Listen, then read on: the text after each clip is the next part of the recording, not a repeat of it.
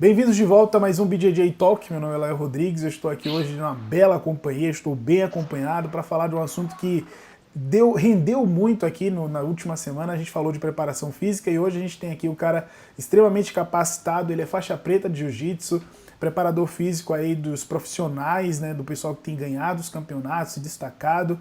É o Rafael Ribeiro. Bem-vindo, Rafa. Fala, Rael. Primeiramente, gostaria de agradecer aí o convite para estar aqui batendo um papo acerca desse tema que é muito relevante aí para todos os praticantes, né, de jiu-jitsu, seja o cara recreacional, o amador ou o profissional de elite. Então, muito obrigado aí pelo convite e vai ser um prazer aqui estar batendo esse papo com você durante os próximos minutos aí. Tamo junto, já vou avisar o pessoal, nós vamos fazer esse episódio aqui, especialmente em duas partes. Eu tava postando vídeos muito longos aí no YouTube, porque agora o podcast tá indo pro YouTube e também, né, gerando podcast, então vamos ficar em duas partes. Então, muito bem, essa é a parte 2 aí do nosso episódio com o Rafa Ribeiro, a conversa tá excelente. Quem não assistiu a primeira parte, cara, assista, principalmente para desmistificar muita coisa de preparação física, porque realmente custa muito mais caro você treinar errado do que você pagar um bom profissional pelos seus conhecimentos. A gente falou sobre os profissionais e hoje a gente vai falar aqui, o Rafa é faixa preta de jiu-jitsu, colunista da Gracie Mag, preparador físico aí de muitos campeões na faixa preta de jiu-jitsu, e a gente vai falar hoje como é que a preparação física pode atingir aí, como você, que é recreacionista, hobbyista do jiu-jitsu, deve fazer a sua preparação física. Muito bem, Rafa, você tinha falado na parte 1 que você começou oferecendo, na verdade, o serviço para quem queria treinar em casa, fazer uma preparação física esportiva, mas voltada para o lado recreacional. Como é que isso funcionava? Uma coisa muito engraçada é que geralmente esse público está acostumado a treinar em academia, está acostumado a levantar peso, estudo e aquilo. E aí tinha aquela coisa do treinamento funcional, de ser um negócio diferente na época. Só que o treinamento funcional, quando você vai estudar realmente a fundo, você vê que é uma coisa que não existe. É uma coisa que fizeram um nome para fazer um tipo de treino com o peso do corpo ou com alguns equipamentos e dizer que aquilo é funcional. Mas, na verdade, quando você estuda mesmo, você percebe que é apenas para atrair um público que não gosta de ficar na academia. Isso. Exatamente. Só que eu tava nessa vibe do funcional, só que eu tava estudando também muito treinamento esportivo. E aí eu percebi que o treinamento funcional é tipo 1 miligrama do treinamento esportivo. Eu falei, porra, se eu posso oferecer 1 quilo, por que eu vou oferecer 1 miligrama? E aí eu comecei a ofertar realmente a parte emocional do treinamento. Então, por exemplo, eu passava uma série pro cara. Eu sei que essa série o cara não vai entregar porque ele é um cara que geralmente se desiste. Aí eu coloco uma meta. Se você fizer isso aqui que eu tô te passando, então na próxima aula eu faço não sei o quê. Então tem um sistema de recompensa. Então, então o cara que alcançar a meta, tipo você trabalhou numa loja, você trabalha com vendas. Se você vender 100 mil reais no mês, você ganha 3%. Se você bater a meta de 100 mil reais, você ganha 3,5%. Então, quem é que vai querer vender só 98 mil? O cara vai dar o sangue para vender 101, se tiver 2 metas. Agora, se tiver 3 metas, se ele vender 151 mil, ele vai para 4%. O cara vai dar o coração e a tripa para vender. Então, esse sistema de recompensa, você tem que mexer no emocional da pessoa para você saber até onde ela consegue lhe entregar aquela série. Então, você começa a interagir entre os 5 pilares do treinamento: físico, técnico, tático, teórico e emocional. Então, por exemplo, essa minha primeira aluna, Daniela, ela já sabia todas as jogadas e todas as estratégias e todos os macetes que eu fazia para poder extrair o máximo dela. Aí, quando eu viajava para algum congresso, algum curso, um outro profissional, ela pegava ali, o cara, para poder me substituir. Aí o cara chegava lá, montava um circuito para ela, aí ela, tipo assim, se você monta um circuito de 5 minutos, ou uma série que dê 5 minutos, ou um rola de 5 minutos, se você souber que só tem um rola, você vai dar seu coração e sua tripa, né? Verdade. Exatamente. Então, se eu falo, cara, você vai fazer 1 de 5 só hoje. Então, você vai pegar um cara como o Muhammad e dar seu coração para lutar com o Muhammad. Eita. Agora, se eu viro para você, Lael, você vai ter que fazer hoje 10 de 5 com 1 minuto de intervalo. Você vai começar no primeiro como? Na manha, né, pai? Na manha. Você vai na manha, você vai indo na manha porque algum desses 10 vai querer te acelerar e aí você vai ter que ter gás para suportar o cara. Você tá entendendo? Agora, se eu falar, Lael, você vai ter 5 minutos de treino, de rola, você vai descansar 10 e depois vai voltar para mais um. Já então, é outra história. Já é outra história. Você vai dar também o seu máximo nos dois. Então, a depender da configuração da série, ela já sabia se ela tinha que entregar o máximo ou não em cada série. Porque eu já tinha explicado isso para ela, e isso faz parte do treino teórico. Se você enxuga muito o intervalo, você com certeza não vai treinar muito forte a própria série. Então, você ensinar isso para as pessoas é o pilar teórico. E através do pilar teórico, ela vai decidir qual estratégia para fazer o físico. Então, você começa a trabalhar de uma outra perspectiva e essa pessoa não consegue mais treinar com outro treinador. Porque ela vai estar sempre conseguindo estar à frente do treinador. Porque o treinador quer que ela faça uma coisa na série, só que ela já percebeu que fisiologicamente ela não vai conseguir entregar. E aí ela monta uma estratégia que para ela é confortável. Se para ela é confortável... E acaba negligenciando o resultado, né? Exatamente. Aí que é o ponto. Ela não consegue entregar, ou eu não consigo extrair dela o máximo que existe dela. Que ela nem às vezes saberia que existia aquilo.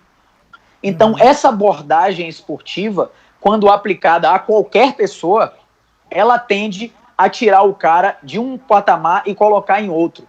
Seja em menos tempo, ou seja com mais eficácia. E assim eu comecei também a fazer, quando eu migrei só para treinar com jiu-jitsu, a fazer como os atletas recreacionais. Porque tem aquele cara, por exemplo, eu tenho um aluno em Uberlândia. O cara me contratou, ele não quer competir.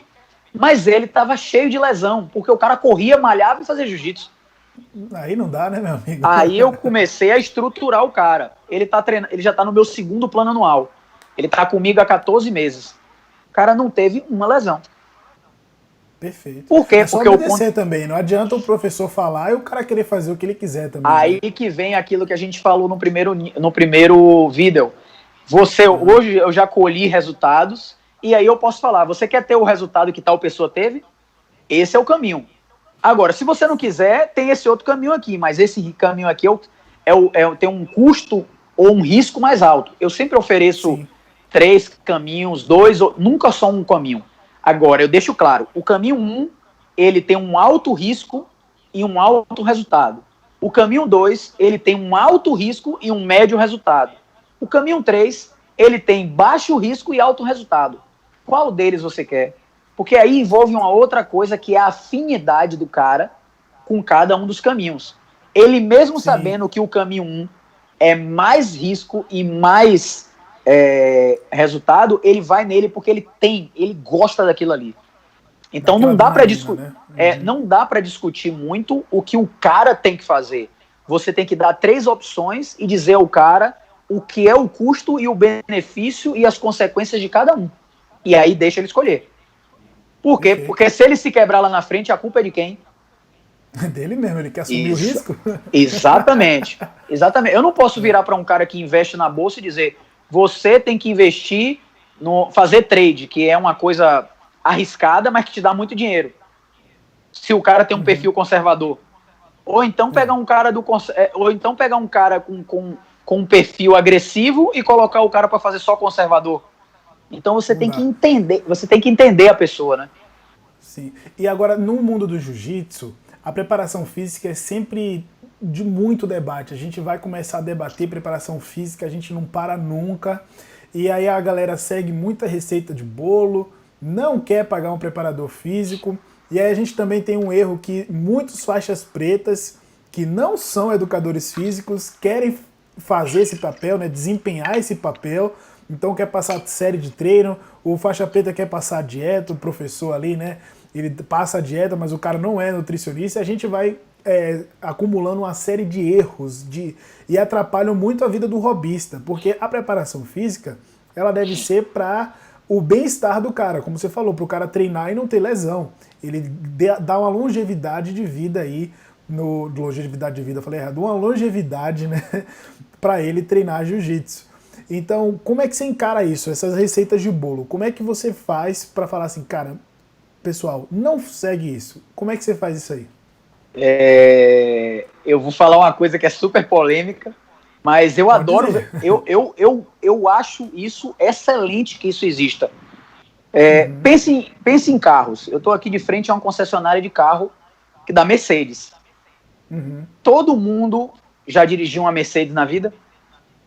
Nem todo mundo, né? Exatamente. Pronto. Então eu vou pegar uma coisa. Aquele cara que anda a pé. Aquele cara que anda a pé e não tem dinheiro para pegar ônibus, no dia que ele começa a andar de ônibus, cara, mudou a vida do cara. Sim. De ônibus para metrô, mudou a vida do cara. Uhum. Se o cara começa a andar com Uno, mudou a vida do cara. Tá, mas ele já olha pro ônibus e fala, porra, eu andava de ônibus, agora eu tenho com o meu carro. Dá para passar para pegar a gatinha, dá para ir pro cinema, várias coisas. Agora, se ele anda de carro e o trânsito é muito congestionado, ele vai precisar andar de carro ou de metrô? Metrô é melhor. Então, primeiro, existe uma escala de, por exemplo, de qualitativa, de quantitativa, que dá para você dizer que, dá para você afirmar, uma Mercedes, em geral, é melhor do que um Uno. Mas nem sempre. Porque imagine você chegar numa Mercedes, num lugar onde é super violento. É verdade. Entendeu? Então, eu vejo tudo com bons olhos. E graças a quanto mais popularizar, mais democrático que seja, mais pessoas estiverem fazendo, mais valorizado fica o meu trabalho. Perfeito. Entendi agora. Porque pensa assim, eu costumo dizer e falo, cara, você já sentou, eu falei de uma Mercedes, mas tu já sentou numa Ferrari? Você tá entendendo? Do que adianta? Eu vou dar dois exemplos bem claros. Lael dirigindo uma Ferrari e Ayrton Senna dirigindo um Fusca. Quem vai ganhar? Eu ia ser um desastre aí na Ferrari, não sei nem pra onde é que vai, meu amigo. Mas é a mesma coisa o que vai acontecer. Você tem um atleta de altíssimo nível com um treinador ruim ou um treinador de altíssimo nível com um atleta ruim. É a mesma coisa. Agora, quando você junta Ayrton Senna e McLaren, Lewis Hamilton e Mercedes, Alain Prost e Ferrari, Nigel Mansell e Williams. Então, quando você junta dois, tanto o atleta, que é o piloto, quanto o carro, que é o treinador, aí você alcança patamares muito superiores. Então, mas aí que tá? Nem todo mundo tem acesso a comprar uma Ferrari, a andar de Ferrari, a correr na Fórmula 1. Isso é uma parcela para poucas pessoas que têm acesso a esse tipo de coisa. E para isso que são criadas esses outros produtos que democratizam o acesso, que torna, pelo menos, a pessoa começa a fazer. Então tem escalas. E eu costumo dizer às pessoas o quanto você pode ou está disposto a investir para poder chegar num resultado que você quer. Você tem uma pista de cross, você vai botar uma Ferrari numa pista de cross, ela encalha. É verdade, não vai dar. Então você tem que saber aonde é que é seu terreno, se o seu investimento é sustentável a longo prazo, ou se você só vai conseguir fazer isso 3 meses, se você está afim de fazer isso. E aí vem um processo da parte emocional do treinamento, que você tem que conhecer o seu atleta ou o seu aluno para saber entregar aquilo que você pode entregar a ele, não aquilo que ele acha que quer. Porque se fosse assim, chega agora para mim, você é um cara faixa preta que nunca competiu. Aí você vai falar para mim, porra, tô te contratando para você me fazer ser campeão mundial. Aí eu falo, Lael, meu amigo. Você tá com 36 anos, você nunca competiu, você é pai de família, você trabalha, você dá aula de jiu-jitsu, você não sei o quê, você tem mulher, você tem filho. Você vai largar essas 8 coisas? Porque daqui a 10 anos você tem uma chance aí de estar disputando. Então é difícil, cara. Daqui a 10 anos aí, né? Largando agora, daqui a 10 anos você chega. Porque senão os caras... isso mesmo, né? Mas já chegou cara em mim achando que eu ia fazer o cara ser campeão mundial adulto. O cara treinava comigo e porra, eu levava vantagem sempre no treino com o cara. Eu sou Master 2. O cara queria lutar de adulto. Aí calma lá, né, meu amigo? Calma lá. Mas a gente sempre tem que pensar, né, na preparação física como a questão do bem-estar. Inclusive, você está lançando agora aí um produto que é o treino em casa, um livro com a metodologia, as planilhas, tudo, para justamente esse período de quarentena, não é isso? Todo mundo está em casa, a gente sem treinar, todo mundo ficando... Eu nunca tive lesão na lombar treinando jiu-jitsu. Aí nessa quarentena eu tô com a lombar todos os dias. Porque ficou muito tempo sentado. Provavelmente sentado, deitado. Eu disse, não, agora nas últimas semanas eu voltei a ficar mais ativo, melhorou muito. Porque pensa o seguinte, se você está sentado, deitado, seu músculo não está contraindo. E aí, a lei do uso e desuso. Se você usa menos, ele relaxa e vai cada vez vai atrofiando. E aí, os problemas estruturais de coluna, de articulação, começam a aparecer, porque seu músculo está ficando mais fraco. Entendeu? Eu fiz um vídeo no início da pandemia, tá lá no meu Instagram também, falando sobre algumas coisas que a quarentena poderia trazer. Por exemplo, dor de cabeça, porque o cara tá mais tempo em casa, o cara tá estressado. Essa coisa de dores aparecerem também, porque você é um cara super ativo. Quando você começa a ficar menos ativo, aí as coisas começam a aparecer, entendeu? Então, tudo tem esse problema, esse tempo de quarentena é um tempo muito difícil para a parte física. E é um desafio muito grande. Principalmente para quem é hobbyista, né? Porque o cara que é profissional, ele ainda está fazendo ele já tem um preparo diferente. Mas o cara que, poxa, faz por recreação, eu mesmo treino por recreação, eu gosto de competir, mas não é minha profissão. E aí, nesses dias, eu senti. E como é que... Fala desse material que você está lançando agora, pro treinamento de quarentena aí. Então, eu treino as pessoas de maneira individual, certo? Só que tem dois grupos que eu treino, que eu chamo de generalistas. Tem um cara que é individual, que eu chamo de especialista, que você vai fundo no cara, e tem o grupo que são os generalistas. Então, tem o Dream Art, que são generalistas, e tem um grupo lá do pessoal da Tetris de São Paulo também, que são os recreacionais que estão treinando da mesma maneira como o Dream Art treina. Então, eu criei um sistema, regras, um passo a passo, todo para controlar o treinamento do generalista. Então, a depender de qual categoria o cara tá, qual fase o cara tá, se ele vai precisar perder de peso, ele vai estar ou na parte de fortalecimento, ou na parte de força, ou na parte de perda de peso, e cada um desses setores tem 3 ou 4 ou 5 níveis, e aí, a depender de quem é ele, eu vou dizer em qual nível ele tá. Cada um desses níveis, desses grupos, eles têm uma planilha. E aí a planilha, o cara já sabe o que é que tem que fazer, o passo a passo. Então, era assim que eu treinava o Dream Art. O Dream Art teve ali... Eu comecei a treinar o Dream Art no início de dezembro. E já no europeu tivemos excelentes resultados aí. Todos os atletas relatando que diminuiu fadiga, que melhorou performance, cansaço. Então, a perda de peso foi mais fácil. Então, todos os atletas aí que a gente treina lá do Dream Art também reportou. Então, em fevereiro, final de fevereiro, eu comecei a abrir isso. Primeiro fazer um piloto para o pessoal da Tetris, para depois eu abrir para o Brasil. Aí, março, tudo certinho, veio a pandemia. Quando veio a pandemia, eu tive que criar um novo sistema de planilhas, de progressão, de níveis, para quem está em casa, com o peso do corpo, com garrafa de água, e por aí vai. Então, fiz uma nova filmagem de exercícios, construí novas planilhas, criei 5 níveis e coloquei, disse como é que cada pessoa, a classificação, como é que ela achava o nível, como é que ela progredia de nível. Então, para ela pular do nível 1 para o nível 2, ela tinha que entregar 25 sessões de treino. Se você treina 6 vezes na semana, em 4 semanas você pula de nível. Agora, se você só treina 3 vezes na semana, você vai precisar de 2 meses para pular para o próximo nível. Então, isso depende do cara. Você coloca no cara como é que ele vai mudar de nível. Então, eu peguei essa estruturação que eu tinha feito para todo mundo e ofereci para o pessoal que está em casa e também filmei aulas dessas coisas, dessas regras, de como é feito, de qual é a lógica e como é a evolução, e para a pessoa poder entender o que é que eu faço e poder fazer na maior segurança possível. O que é que isso é bom? Né? Para todo mundo, desde uma dona de casa a um atleta praticante de jiu-jitsu aos profissionais. Eu usei isso com todo mundo. O que vai mudar praticamente é o nível do cara. Então é um treino que, além de ser planejado, controlado, periodizado, progressivo, ele é seguro.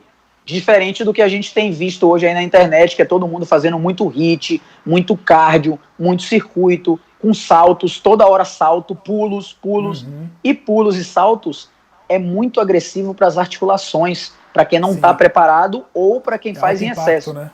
Alto impacto. Então não é todo mundo que dá para fazer HIIT. E aí você, nessas planilhas, tem uma progressão do HIIT, tem exercícios sem impacto e por aí vai. Então é um treino que gera excelentes resultados com alta segurança. Muito bom. Ô Rafa, a gente tem mais umas perguntas aqui do pessoal da internet que mandou aqui pra gente. Manda abraço. A primeira pergunta aqui do pessoal lá do Instagram. Quem mandou foi o... Deixa eu achar aqui. O Giovanni mandou o seguinte: qual o melhor treino para potencializar a força? Pensando aí no recreacionista. Eu costumo dizer assim, que treino de força são os exercícios de lift básicos. Então, agachamento, levantamento terra, afundo e hip thrust para a parte de baixo, para lower body, e supino, remada curvada, remada alta e desenvolvimento ou Arnold para a parte de cima. Eu uso esses 8 exercícios. Quando você está trabalhando na parte de desenvolvimento de força, você aí tem características de, por exemplo, você tem que trabalhar numa zona reduzida de número de repetições, 2, 3, 4, 5, até 6 repetições, dá para você treinar uma força considerável. Você tem que ter um intervalo muito grande entre as séries, então no mínimo 3 minutos, 3, 4 ou 5 minutos, porque senão você tem um acúmulo de fadiga muito grande e você vai cair performance. E aqui você pode usar 2 fatores, ou carga, porque se você vai fazer com baixas repetições e com muito intervalo, você tem que subir muito carga. Ou uma coisa que eu uso muito e sistematizei para criar uma dos pilares da minha metodologia da parte física, que é o uso da cadência. A cadência é a velocidade de execução. Então, por exemplo, uma cadência 40-20, você vai descer em 4 segundos e vai subir em 2 segundos. Então, cada repetição é em 6 segundos. Quando você faz uma cadência diferenciada, a sua carga tende a descer um pouco mais, você vai estar trabalhando numa zona de força máxima e tem muita similaridade com o jiu-jitsu por diversos fatores que aí a explicação fica complexa. Mas dá para você fazer, eu faço um planejamento de força com baixas repetições, média carga, uso de cadência e grande intervalo entre as séries. Perfeito. E com agora, exercícios de levantamento básico, nada de aparelho. Perfeito. Que o pessoal às vezes, né, fala assim, nossa, mas será que dá certo? Dá certo. Tem uma outra coisa que eu uso. Tem uma outra coisa que eu uso que é muito importante no treinamento de força aplicado ao jiu-jitsu, que é o que eu chamo de aterramento. Então, todos os exercícios que você faz, seus pés têm que estar no chão fazendo força. Então, se você vai fazer, por exemplo, barra fixa, que é um exercício excelente para lower body, só que seu pé não está no chão, e o lutador de jiu-jitsu precisa do pé no chão para ter uma melhor transferência de força. Aterramento, melhorar a base. Então você vai fazer um exercício de desenvolvimento, mas sua panturrilha está acionada, seu quadríceps está acionado, você está com a base toda rígida, toda fixa. Então isso faz muita diferença para um treino de força aplicado ao jiu-jitsu. Sensacional, essa dica aí já valeu ouro já, hein? Muito bem. Agora o outro Giovanni mandou uma pergunta aqui, aí a gente já pode ir caminhando já para o encerramento, que é o seguinte: qual é o melhor treino ou a melhor opção para quem ficou parado nessa quarentena aí? A gente já está 3 meses parado, para o cara voltar, não fez nada. Qual a melhor opção aí para o melhor treinamento que ele pode, o melhor protocolo que ele pode adotar nesse retorno? O cara que seguir algum protocolo fechado, ele tende a sempre se ferrar. Sempre. Esse é o que eu posso dizer. Duas coisas que eu posso afirmar não faça protocolos fechados. Segundo, faça uma progressão paciente e lenta. Então, se você vai voltar a treinar agora, treine 2 vezes na semana durante 3 semanas. Depois, na 4ª semana, você aumenta para 3 vezes. Na 7ª semana... ansiedade tomar, né? Ansiedade é sinônimo de problema. Então, na 9ª semana, a cada 3 semanas, você aumenta uma sessão por semana. Então, isso aí é uma garantia de que, pelo menos, você vai ter uma volta às aulas aí com uma maneira mais segura. A gente não está pensando em resultado agora, porque ninguém vai disputar campeonato mundial mês que vem. Não, nem tem mais campeonato esse ano, né? Então... Exatamente. O que vai ter de campeonato esse ano são apenas lutas casadas. E aí a gente está falando dos caras que são profissionais. Exato. Eu acredito, aqui é um palpite de Rafael.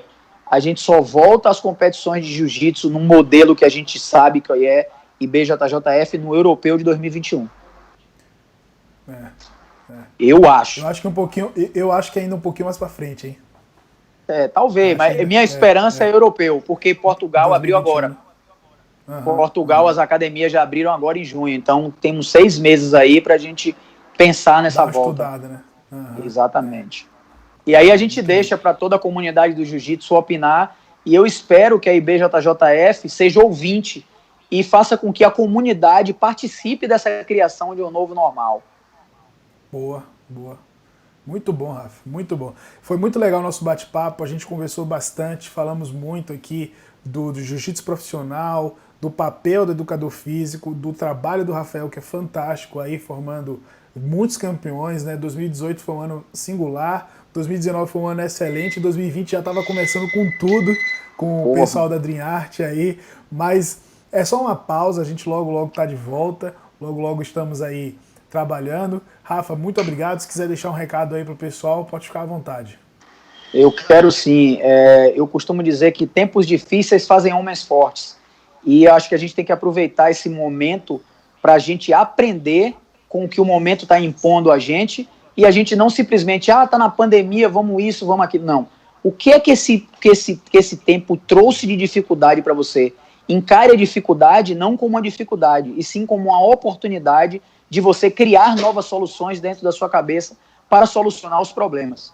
Então, por isso que todas as perguntas que você fez de coisas que, teoricamente, todo mundo acha como negativas, eu sempre procuro procurar realmente o lado positivo de cada informação que seja. Mesmo que seja um desastre, como o que aconteceu com o negro nos Estados Unidos, o George. Então, dentro de uma situação tão ruim e péssima como essa, como é que você consegue enxergar uma coisa boa? A boa é que o mundo inteiro se levantou contra, e eu acho que a luta contra o racismo nunca teve tão em evidência quanto agora. Entendeu? Então, dentro da coisa ruim, o que é que você consegue enxergar de bom nela? Aí você deixa de ver o lado ruim e passa a ver a solução que está bem na sua frente. Excelente. Rafa, muito obrigado pela entrevista, foi sensacional. O pessoal que quiser seguir o trabalho dele, o Instagram é Rafa Ribeiro JJ, tá na descrição do vídeo, tá na descrição do post do podcast. Quem quiser o serviço profissional dele também, recomendadíssimo. Não tem dúvida, depois de todo esse papo aí, do que o cara é capaz de fazer. Então é isso, até a próxima, fiquem com Deus. Os.